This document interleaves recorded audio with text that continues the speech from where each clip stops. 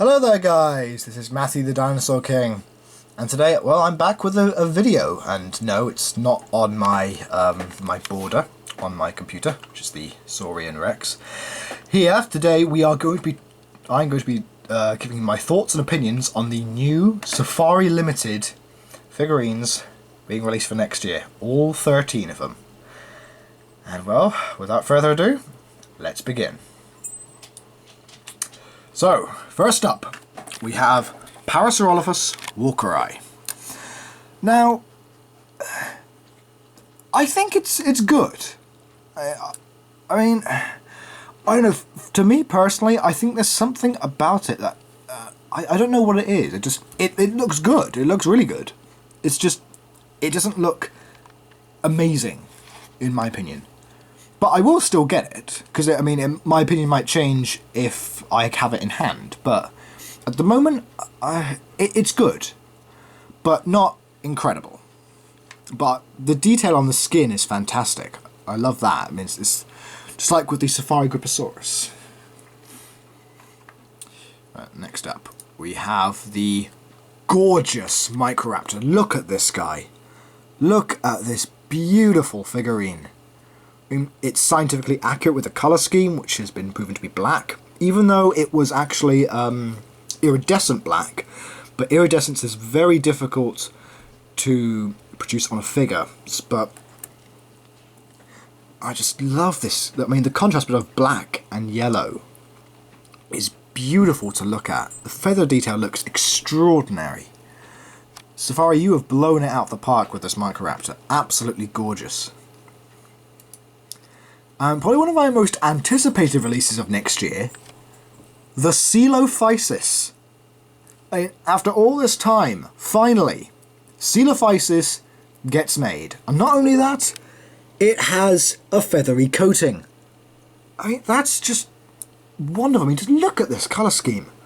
Look at this figure. It's absolutely gorgeous. Absolutely beautiful.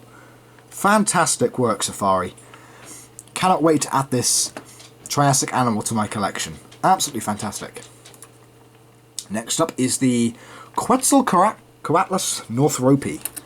And again, like the Parasaurolophus, I think it's good, but not incredible. I mean, I love the detail of the pycnofibers, the coloration on the head crest. And that's Chance having a drink.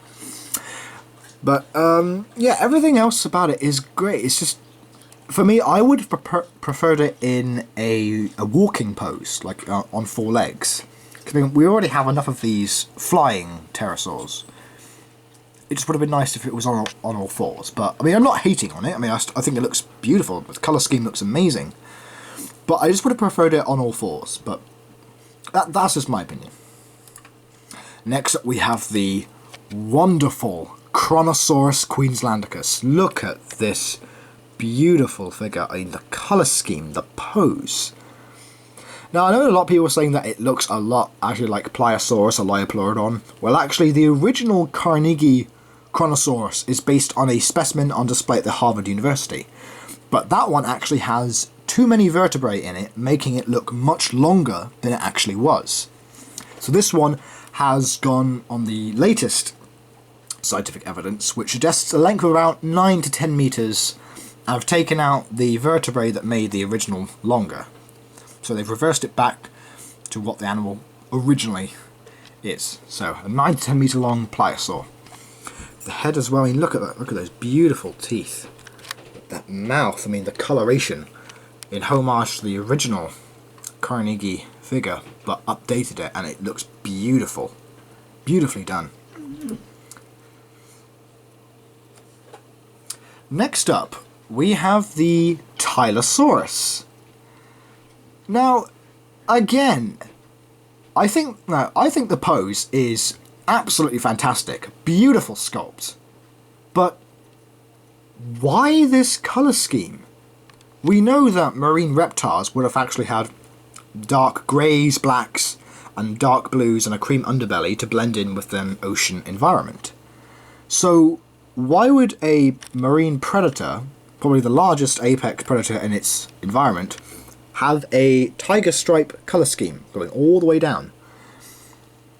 I know that everyone isn't open to artistic, opinions, artistic licenses and everything, but, just the colour scheme doesn't look right for a marine creature.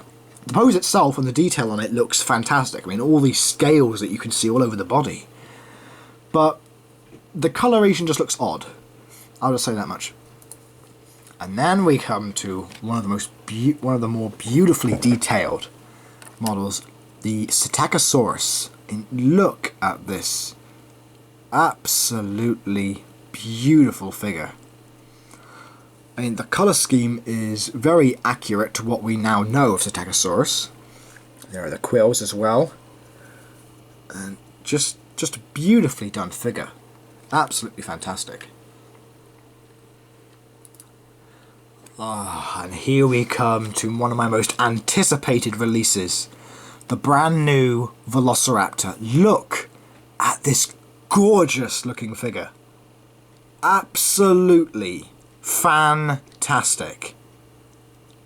I mean, it just looks beautiful. I mean, the coloration, the pose, the feathers. Look at this featheration. I mean, when I think of Velociraptor, this is what I think of. And Safari, you have just done a fantastic job. Absolutely fantastic. Next up is the Giganotosaurus Carolyn. And probably one of the first safari models to be mounted on a base. And it looks fantastic. This figure just looks incredible. I love the detail and the coloration. And the base as well actually looks very, very detailed. And I'm very interested to see, how this base is done actually in in-hand pictures, but it looks fantastic, and I really do like that they gave it a base, enables it to stand up much more fluidly. And probably just above the Velociraptor, this is my highest. This is the one I am most looking forward to for next year. The 2017 Tyrannosaurus. Look at this beautiful figure. Absolutely fantastic. The feathers, the detail, everything is just beautiful to look at. Absolutely fantastic work, Safari. Next up we have the Ionosaurus procurvicornis.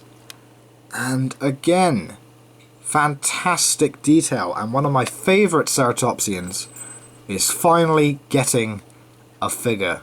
And I cannot wait to have this in hand.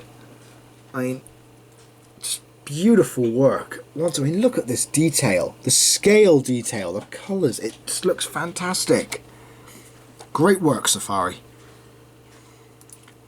Next up is the Dinosaurus mirificus.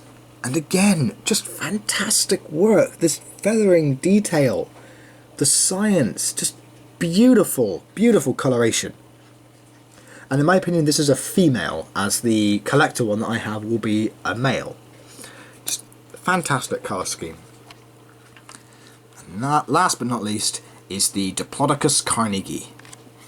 And it's great to finally have another sauropod, one very scientifically accurate to the evidence, with these large spines going all the way down. There's the curl and the tail.